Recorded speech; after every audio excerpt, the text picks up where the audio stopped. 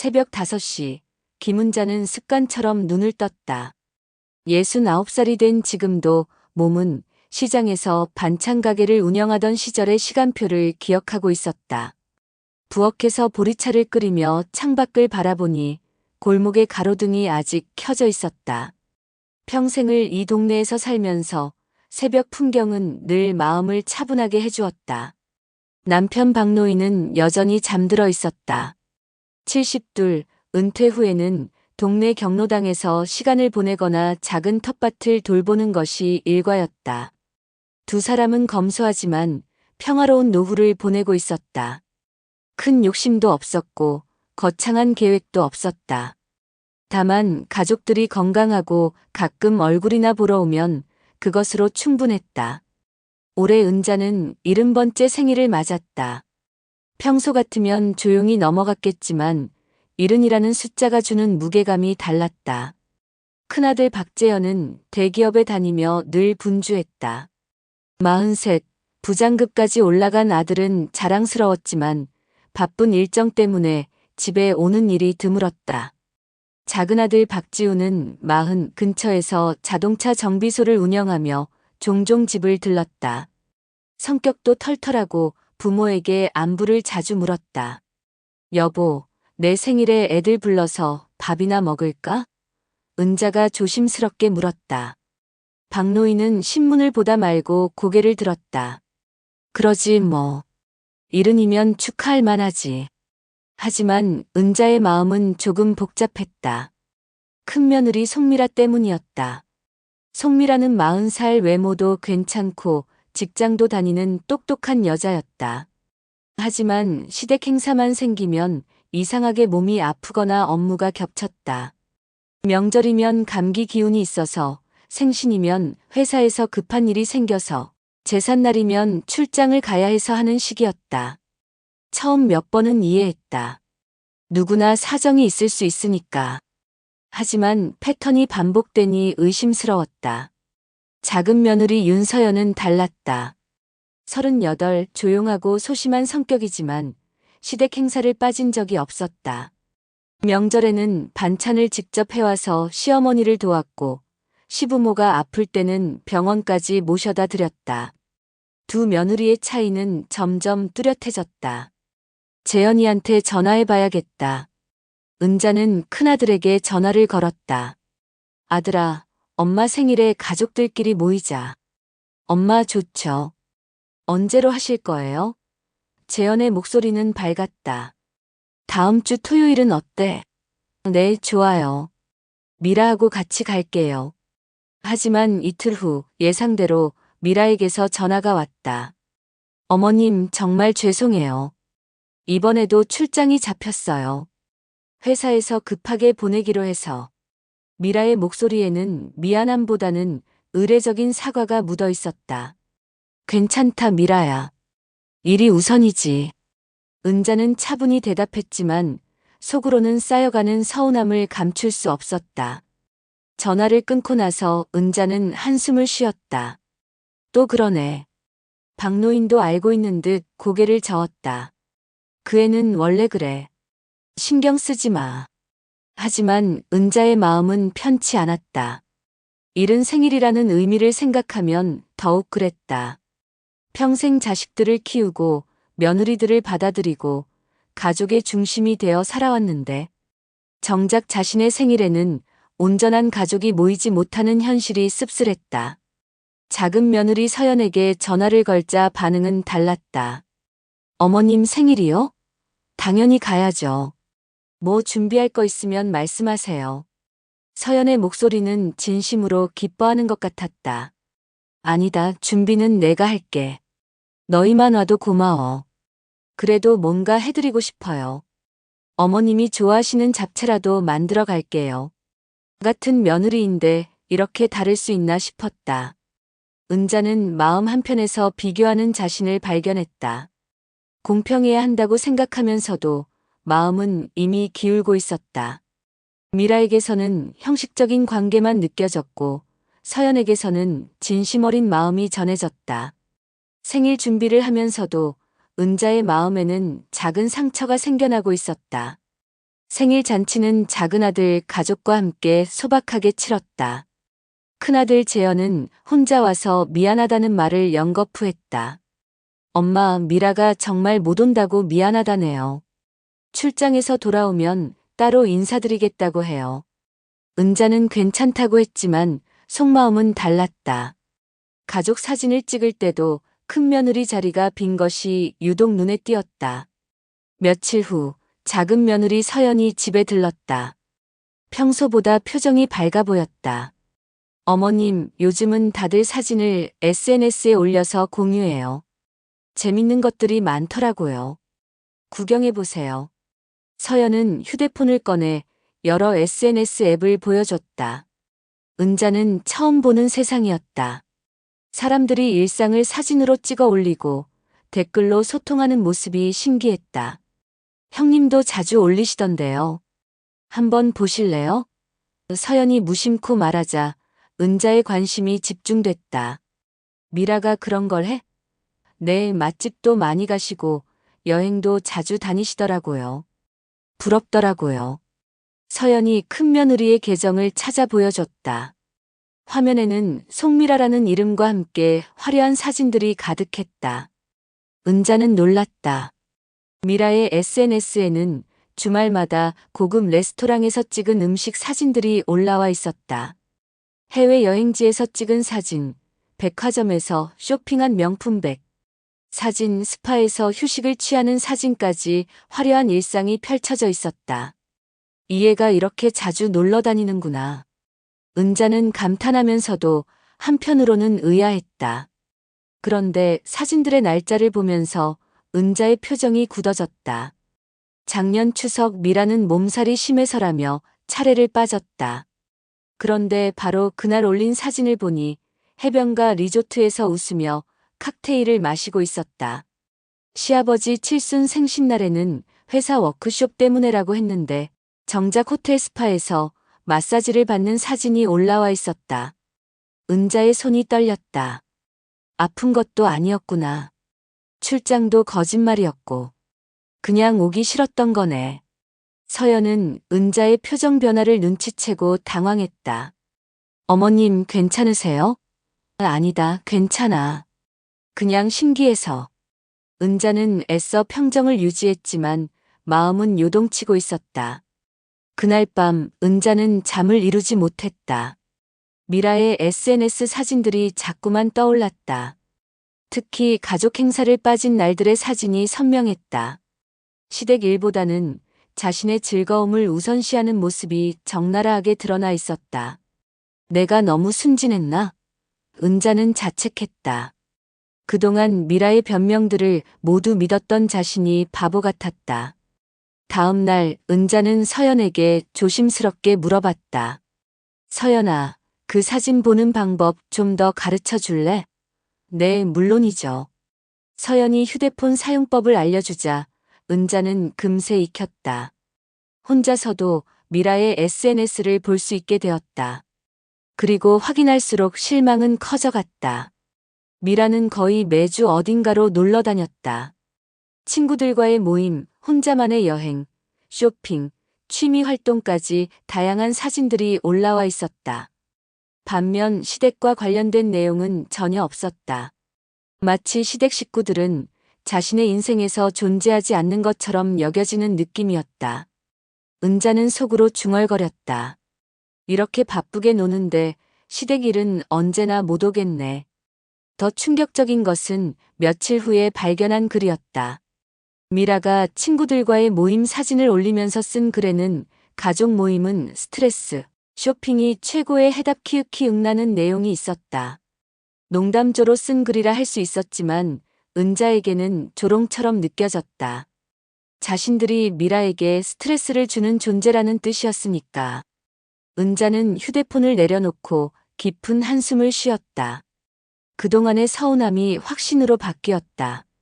미라는 정말로 시댁을 피하고 싶어 했고 가족보다는 자신의 즐거움을 우선시했다. 변명과 거짓말로 일관했던 것이다. 은자의 마음에는 실망과 함께 분노가 서서히 자리 잡기 시작했다. 며칠간 은자는 미라의 SNS를 계속 지켜봤다. 처음엔 우연의 일치라고 생각하려 했다. 하지만 패턴은 너무나 명확했다.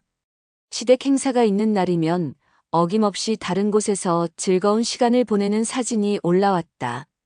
심지어 몇 달 전 남편 박노인이 병원에 입원했을 때도 미라는 회사 일로 바빠서라며 문병을 오지 않았는데 그날 친구들과 고급 한정식집에서 식사하는 사진을 올렸었다. 은자는 점점 화가 났다. 아픈 시아버지보다 친구들과의 식사가 더 중요했다는 뜻이었다. 가족의 아픔보다 자신의 즐거움이 우선이었던 것이다. 이렇게 이기적인 줄 몰랐네. 은자는 혼자 중얼거렸다. 그동안 미라를 위해 이해하고 배려하려 했던 자신이 바보 같았다. 반면 작은 며느리 서연의 행동을 돌이켜보니 대조적이었다. 명절마다 서연은 미리 연락해서 뭘 준비할지 물어봤다. 반찬을 직접 만들어 와서 시어머니의 일을 덜어줬다. 은자가 감기에 걸렸을 때는 직접 약국에서 약을 사다가 찾아와서 약 먹는 시간까지 챙겨줬다. 시아버지가 입원했을 때도 매일 병원에 와서 간병을 도왔다. 서연이는 정말 고마운 애구나. 은자의 마음은 점점 서연에게 기울었다. 같은 며느리라고 해서 똑같이 대할 이유가 없다는 생각이 들었다. 마음을 주는 만큼 받는 것이 자연스러운 일이었다. 미라처럼 형식적으로만 관계를 유지하려는 사람에게 진심을 다 쏟을 필요는 없었다. 어느 날 은자는 결심했다. 더 이상 미라의 변명을 무조건 받아들이지 않기로 했다. 그리고 두 며느리를 구별해서 대하기로 했다. 서연에게는 더 많은 관심과 애정을 보이고 미라에게는 최소한의 예의만 지키기로 했다. 이젠 더 이상 같은 무게로 대하지 않겠다. 은자의 속마음이었다. 그 변화는 곧 행동으로 나타났다. 서연이 집에 올 때는 특별한 음식을 준비했다. 서연이 좋아하는 갈치조림을 해서 얼려서 가져가라고 했고 계절 과일도 챙겨줬다. 반면 재현이 혼자 올 때는 평상시대로 대했다. 미라와 함께 올 때도 예전처럼 정성스럽게 준비하지 않았다. 변화를 가장 먼저 눈치챈 것은 남편 박노인이었다. 여보, 왜 요즘 미라한테 좀 차갑게 대하는 것 같지? 차갑게 대하는 게 아니라 적당히 대하는 거야. 그 애가 우리한테 그렇게 하니까 나도 그렇게 하는 거지. 은자의 대답에 박노인은 더 묻지 않았다. 아내의 성격을 잘 아는 그였다. 큰아들 재현도 어머니의 변화를 감지했다. 엄마, 미라가 뭔가 잘못했나요? 잘못했다기보다는 그냥 서로 편한 대로 지내자는 거야. 은자는 직접적으로 말하지 않았다. 아들 앞에서 며느리 흉을 보는 것은 바람직하지 않다고 생각했다. 하지만 재현도 어머니의 마음을 어느 정도 짐작하는 듯 했다. 미라는 처음에는 시어머니의 변화를 눈치채지 못했다. 원래 자주 오지 않았기 때문이었다. 하지만 몇 달 후 추석 때 확실히 느꼈다. 시어머니가 예전처럼 반갑게 맞아주지 않았다. 선물을 준비해 가져갔는데도 시큰둥한 반응이었다. 반면 작은 동서에게는 유난히 친절했다. 어머님이 저한테 좀 차가워진 것 같아요. 미라가 재현에게 털어놓자 재현은 난감해했다. 그런가? 엄마가 워낙 조용한 성격이라. 예전과는 분위기가 다르다고요. 혹시 제가 뭘 잘못했나요? 재현은 어머니에게 물어보겠다고 했지만 은자는 아무 일도 없다고만 답했다. 은자의 마음속에서는 이미 선이 그어져 있었다. 미라에 대한 기대와 애정이 식어가고 있었다. 대신 서연에 대한 고마움과 사랑이 더 커져갔다. 같은 며느리라고 해서 반드시 똑같이 대해야 할 이유는 없었다. 진심을 주는 사람에게 진심으로 답하는 것이 자연스러운 일이었다. 2년이 흘러 남편 박노인의 팔순이 다가왔다. 70둘에서 74가 된 은자는 남편의 팔순을 뜻깊게 보내고 싶었다. 큰 잔치는 부담스럽지만 가족들이 모여서 조용히 축하하는 자리는 만들어주고 싶었다. 작은 아들 지훈과 상의해서 근처 한정식집을 예약했다. 아버지가 좋아하는 갈치조림도 있고 분위기도 조용해서 좋을 것 같아요. 예약을 하고 나서 작은 며느리 서연에게 연락했다. 서연아, 아버지 팔순이니까 우리끼리 조용히 모이자. 네, 어머님. 좋은 생각이에요. 뭔가 준비할 거 있으면 말씀하세요. 서연의 답변은 예상대로 적극적이었다. 반면 큰아들에게는 굳이 연락하지 않았다. 어차피 미라가 또 무슨 핑계를 대며 빠질 것이 뻔했기 때문이었다. 그런데 예상과 달리 큰아들 재현에게서 전화가 왔다. 엄마, 아버지 팔순인데 우리도 가야죠. 언제 하세요? 은자는 잠시 망설였다. 미라까지 와서 분위기를 어색하게 만들고 싶지 않았다. 하지만 아들의 간청을 무시할 수는 없었다. 그럼 토요일 저녁에 하자. 장소는 내가 정할게. 네, 알겠습니다. 미라하고 같이 갈게요. 팔순 잔치 당일, 은자는 일찍 한정식집에 도착해서 자리를 정리했다. 박노인은 새 옷을 입고 기분이 좋아 보였다. 여보, 고마워. 이렇게까지 안 해도 되는데. 머료 팔순인데 당연히 해야죠. 작은 아들 가족이 먼저 도착했다. 서연은 정성스럽게 포장된 선물과 함께 시아버지가 좋아하는 수제 약과도 준비해 왔다. 1시간 후 큰아들 가족이 도착했다. 미라는 화려한 꽃다발을 들고 나타났다. 명품 브랜드 쇼핑백도 하나 들고 있었다. 아버님, 팔순 축하드려요. 미라의 인사는 예의 바르지만 어딘가 형식적이었다. 꽃다발과 선물도 값비싸 보였지만 마음이 담긴 것 같지는 않았다. 식사가 시작되자 분위기는 어딘가 어색했다.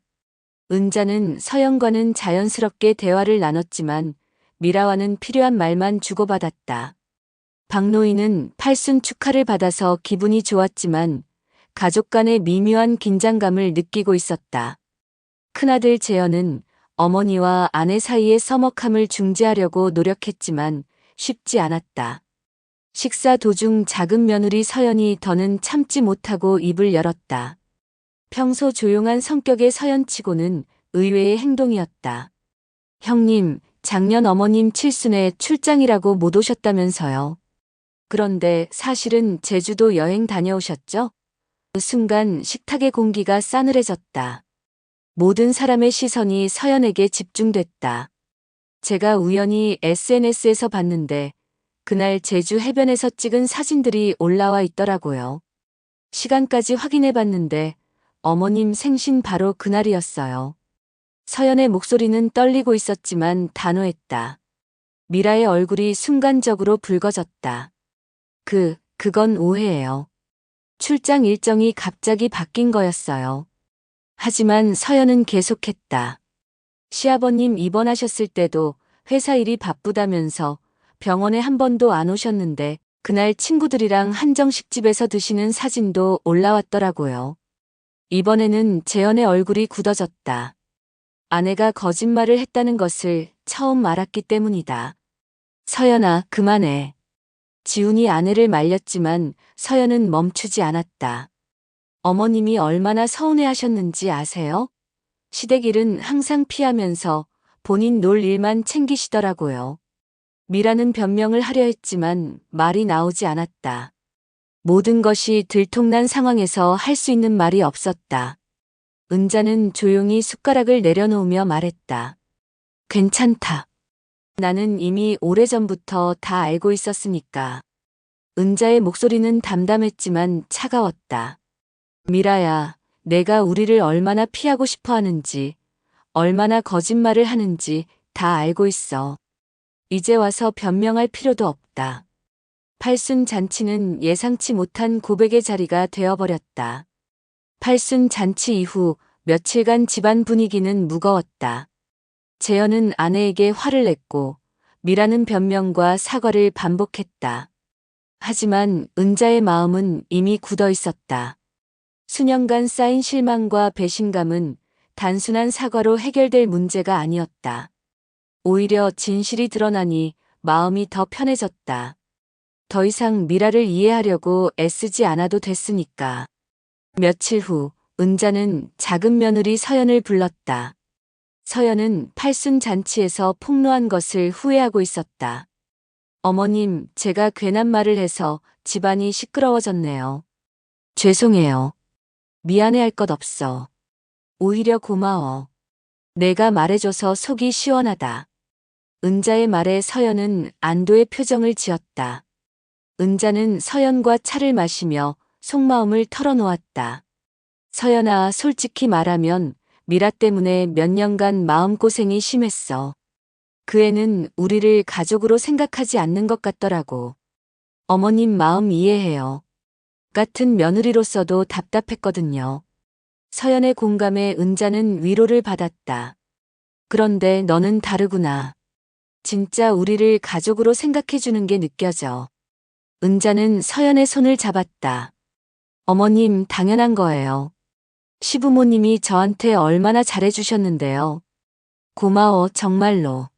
내가 있어서 내가 며느리에 대한 실망을 덜했어. 은자는 일어나서 안방에서 서류 봉투 하나를 가져왔다. 서연아, 이걸 받아둬. 어머님, 이게 뭐예요? 통장하고 도장이야. 혹시라도 나중에 우리한테 무슨 일 생기면 이걸로 병원비라도 써. 서연은 깜짝 놀라며 손사래를 쳤다. 어머님, 이런 건 큰형님이 받아야죠. 아니야. 나는 이제 누가 내게 진심을 주었는지 알겠더라고. 큰아들도 좋지만 그 애는 아내 눈치만 보고 살아. 정작 부모 생각은 별로 안 하는 것 같고. 은자의 말에는 서운함이 묻어 있었다. 형님은 바쁘셔서 그런 거예요. 서연이 변호했지만 은자는 고개를 저었다. 바쁜 건 핑계야. 정말 마음이 있으면 시간을 만들어서라도 오는 거지. 너희처럼 말이야. 은자는 서연에게 봉투를 억지로 건넸다. 일단 받아둬. 나중에 필요하면 쓰고 아니면 그냥 보관만 해도 돼. 서연은 어쩔 수 없이 봉투를 받았다. 어머님, 정말 부담스러워요. 부담스러워할 것 없어. 내가 우리한테 해준 게 얼마나 많은데. 이 정도는 당연한 거야. 은자는 서연을 진짜 딸처럼 생각하고 있었다. 혈연보다 마음이 더 소중하다는 것을 깨달은 것이다. 며칠 후 예상대로 미라에게서 전화가 왔다. 팔순 잔치 이후 처음 연락이었다. 어머님, 저희는 이제 완전히 빠진 건가요? 미라의 목소리에는 불안감이 묻어 있었다. 아마도 시댁에서 자신이 어떤 대접을 받을지 걱정되는 모양이었다. 빠졌다는 게 무슨 뜻이야? 은자는 담담하게 반문했다. 그동안 어머님이 저한테 좀 차갑게 대하시는 것 같아서요. 혹시 제가 뭘 잘못했나 생각해봤는데 잘못했다는 걸 이제야 생각해보는구나. 은자의 말에 미라는 할 말을 잃었다. 미라야, 나는 내게서 가족으로서의 마음을 본 적이 없어. 항상 피하고 거짓말하고 형식적으로만 대하더라고. 은자의 목소리는 차분했지만 단호했다. 어머님, 그건 제가 정말 바빠서. 바쁜 건 핑계야. 진짜 바쁘면 미리 말하고 시간을 내려고 노력하지. 거짓말까지 하면서 피할 이유는 없거든. 미라는 한참 침묵했다. 변명할 말이 없었다. 어머님, 앞으로는 달라질게요. 달라질 필요 없어. 그냥 솔직하게 살아. 시댁이 싫으면 싫다고 하고, 오기 싫으면 오기 싫다고 해. 그게 서로한테 편한 거야. 은자는 더 이상 미라에게 기대하지 않기로 했다. 그럼 저희는 어떻게 지내야 하나요? 얘야, 마음을 준 만큼 돌려받는 거란다. 나는 내게서 그런 마음을 보지 못했어. 은자의 말에 미라는 더 이상 반박하지 못했다. 자신이 그동안 어떻게 행동했는지 뻔히 알고 있었기 때문이다. 전화를 끊고 은자는 한동안 창밖을 바라봤다. 서운함과 실망감이 복받쳐 올랐다. 하지만 후회는 없었다. 진실을 마주하는 것이 힘들어도 필요한 일이었다. 가짜 관계를 유지하는 것보다는 솔직한 관계가 낫다고 생각했다. 남편 박노인이 다가와서 등을 토닥여줬다. 여보, 힘들었지? 아니요. 오히려 속이 시원해요. 이제야 진짜 가족이 누군지 알겠어요. 은자는 남편에게 기대며 말했다. 서연이 같은 며느리가 있어서 다행이에요. 그날 밤 은자는 일기장에 글을 썼다. 가족이란 피가 아니라 마음을 나누는 사람이다. 형식적인 관계보다는 진심 어린 관계가 소중하다. 나이가 들수록 더 확실해진다. 남은 생은 억지로 붙잡지 않고 진심을 주고받는 사람들과 함께 보내야겠다. 며칠 후 서연이 시어머니가 좋아하는 떡을 사들고 왔다. 어머님, 기분 어떠세요? 많이 좋아졌어. 내가 있어서 든든해. 은자는 서연과 함께 차를 마시며 평온한 시간을 보냈다. 이제는 더 이상 억지로 관계를 유지하려 하지 않았다. 진심을 주는 사람에게는 더 큰 사랑으로, 형식적인 사람에게는 적당한 예의로. 그것이 은자가 내린 결론이었다.